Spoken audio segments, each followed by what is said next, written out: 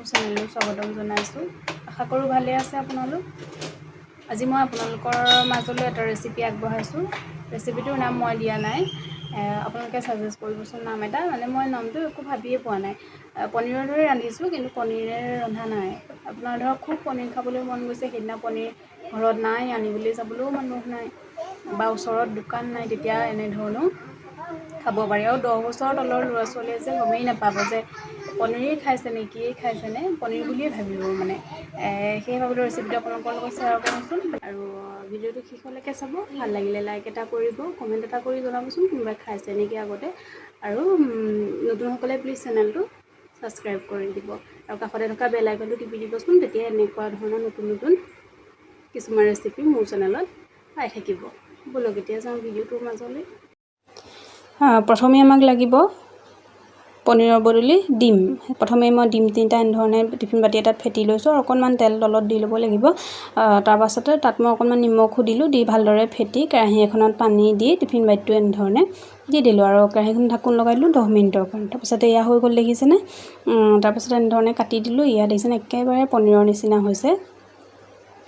ডাঙৰ মানুহে গম পাব গোন্ধটোত যে ডিম, কিন্তু সৰু ল'ৰা ছোৱালীয়ে ইমান গম নাপায়। তাৰপিছত পেন এখনত অকণমান তেল দিলোঁ, আপোনালোকে যি তেল খায় সেয়াই ব্যৱহাৰ কৰিব। আৰু তেলতে মই অকণমান হালধি দিছোঁ আৰু অকণমান কাশ্মীৰী ৰেড চিলি পাউডাৰ দিছোঁ কালাৰটো ভাল হ'বৰ কাৰণে। তাৰপিছতে সেইখিনি মই ফ্ৰাই কৰি ল'লোঁ। আৰু গ্ৰেভিৰ কাৰণে লৈছোঁ মই পিঁয়াজ 2টা, বিলাহী 1টা, কাজু কেইটামান, আদা আৰু নহৰু, এইখিনি মই কেৰাহীখনত ফ্ৰাই কৰি ল'লোঁ। তাৰপাছতে মই মছলাৰ কাৰণে ৰেডি কৰিছোঁ বাতি এটাত ধনিয়া গুড়ি, জিৰা গুড়ি, আৰু অকণমান পনীৰ বাটাৰ মছলা দিছোঁ, আৰু হালধি গুড়ি, আৰু অকণমান কাশ্মীৰী ৰেড চিলি পাউডাৰ। সেইখিনি দি মই পানীত ভালধৰণে এনেদৰে গুলি লৈছোঁ। তাৰপাছত মই সেইখিনি ঠাণ্ডা হোৱাৰ পিছত মিক্সি বাতিটোত ভৰাই লৈছোঁ। ভৰাই লৈ এইখিনি মই এটা পেষ্ট বনাই ল'ম। তাৰপিছত কেৰাহীখনত মই 1 চামুচ বাটাৰ দিছোঁ। বাটাৰখিনি গলাৰ পিছত মই তাত দিছোঁ জিৰা কেইটামান, গোটা জিৰা, আৰু তেজপাত দিছোঁ, ইলাচি 2টা, ডালচেনি টুকুৰা দিছোঁ। দিয়াৰ পাছত মই তাত যিখিনি মছলা ৰেডি কৰি থৈছিলোঁ দিবৰ কাৰণে, সেই মছলাখিনি দি দিলোঁ, আৰু অকণমান পানীও তাত দি দিছোঁ, নহ'লে মছলাখিনি ধৰি যাব পটককৈ, সেয়েহে অকণমান পানী দিছোঁ। দি অকণমান শুকান হোৱালৈকে ৰাখি দিলোঁ তেনেধৰণে। তাৰপাছতে তাত মই পেষ্টটো দি দিলোঁ।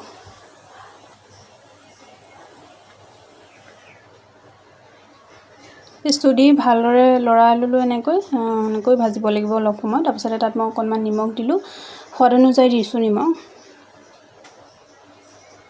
তাৰপাছত শুকাই যোৱা পৰ্যায়লৈকে মই গেছত এনেধৰণে ভাজি ল'ম।